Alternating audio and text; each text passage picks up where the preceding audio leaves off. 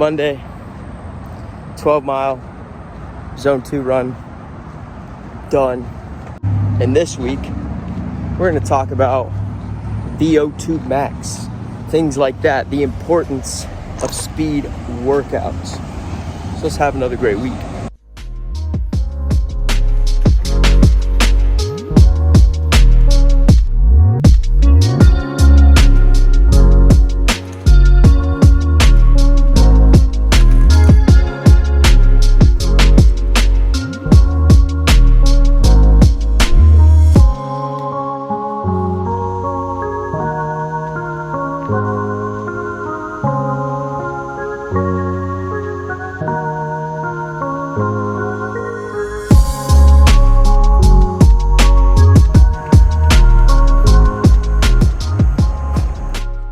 It is week, gosh, I don't know, 14 at this point.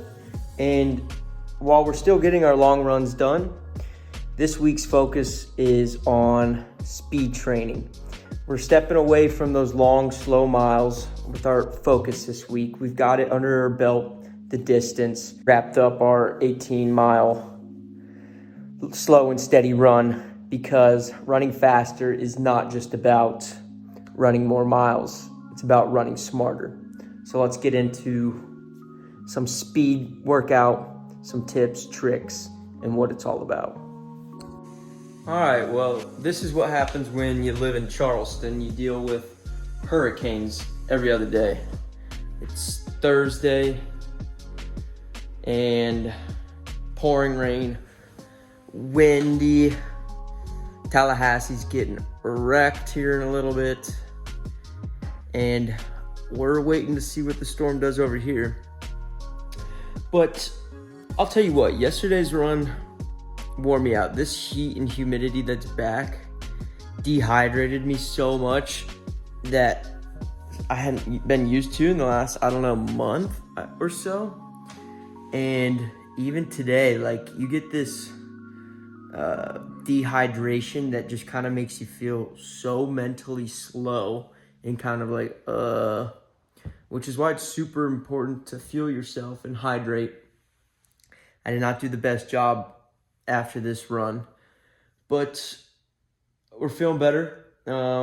It is evening time. I'm going to get just a quick 3-mile jog in, something light on the treadmill, not outside today. I can weather the storm, and trust me, I have, but I'm just gonna run on the treadmill today. Why make it too hard on myself? Tomorrow, though, is our speed workout. Typically, I do it in the morning. I've got an early and important morning tomorrow, so I don't want to wear myself out mentally, and I don't feel like running in a hurricane again. So I'm gonna push that workout to later in the day, something that I don't ideally do, but it is fun every now and then to change up the timing of my workout. It just kind of makes the routes feel different. It's different weather, different attitude, different heart rate, definitely, because you're up and going. Sometimes they're killer, sometimes they're great, and we'll find out. There's lots of different kinds of speed workouts you can do. So there's your track workouts where you're running like 400-mile repeats, or like some sort of pyramid, like 1,200-mile repeats for this many, and then 800, then 400. And you can kind of play around with that, different speeds, different recovery times. Some runs you'll do intervals like that and do a like jog in between. Sometimes you just stand there and wait, maybe walk around in a couple circles. There's lots of different workouts. Tomorrow's a tempo run, and that's where I'm focused on more of the distance, hitting that threshold, and really working through some fatigue. There's a lot of mental focus in it. And then outside of those 2 runs, you can also work in some speed work by, even on your easy runs, the last little 20, 30 minutes maybe, really pushing the gas. And that's where you're going to find a lot of benefits in all these speed workouts. The hardest part is maintaining your speed, maintaining your focus, maintaining your form when you're tired. And that's where you really get the benefits. So when you're down, tired, and you feel like taking it easy, that's when you really got to push it. That's when you're really going to get the benefits from these speed workouts.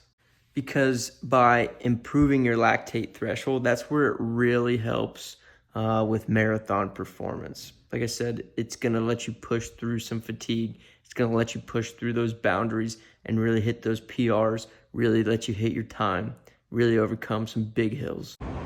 13 miles, tempo run, wrapped up. It was like a 8:30 pace throughout.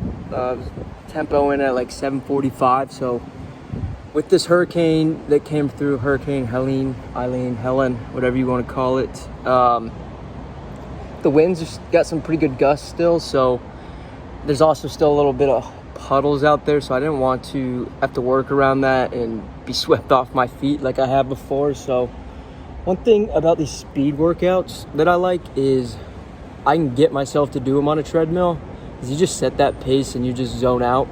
I think it's important to make sure that you are running outside, but every now and then on the treadmill, it's not going to hurt. And these speed workouts, it makes it a little bit easier. So physically, these workouts are great, right? You're increasing VO2 max, your lactate threshold, letting you work more efficiently. Your muscles are using oxygen more efficiently, and you can push through that fatigue a little bit better.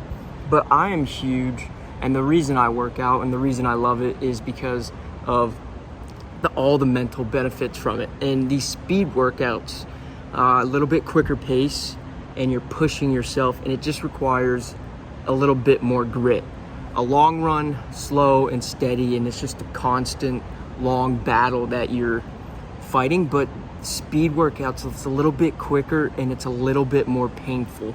And there's so many times during these speed workouts, especially towards the end, that you're gassed, you're panting, you're breathing hard, and all you want to do is just let your legs give out and just fall and just stop. And you learn over time that you get over that hurdle and you have that ability to push through. And time after time, you get better and better, and you can carry that grit and that resilience that you build from these speed workouts over into the real life. So speed workouts are painful for a different reason. There's different physical benefits and there's different mental benefits, but they're just as important, if not more, to marathon training and physical training, weightlifting, anything.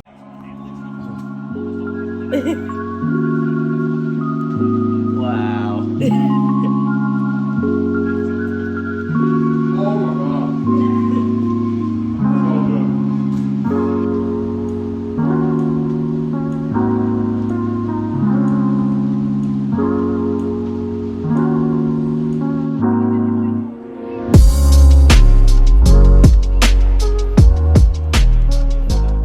It's Sunday. We're getting our Sunday movement in. We got a 6 mile, easy run. Taking it extra slow today.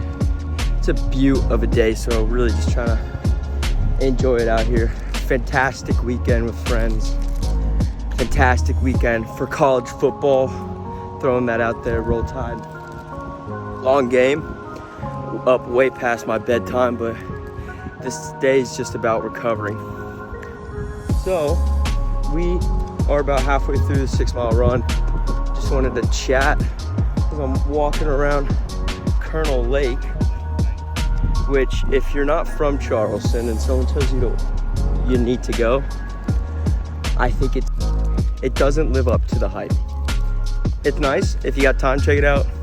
If you don't have time, you're not missing out. It's a small piece of water in the middle of a city. So wrap this run up, wrap this week up. These houses, just always so pretty in Charleston.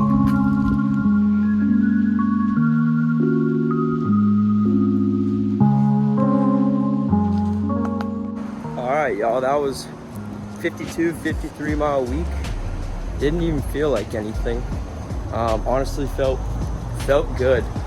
And with these speed workouts, it's super important. It's one of the ways that can make you faster. It's not the only way. And still, the most number one important thing is recovery. if you're doing these hard workouts and you're doing a bunch of hard workouts, you're not sleeping, you're not putting them spaced out, you're not giving your body that time, you're not going to get the benefits. So easy miles just as important as this long run and these speed workouts, and it all just fits together like a perfect puzzle. And we're another week down,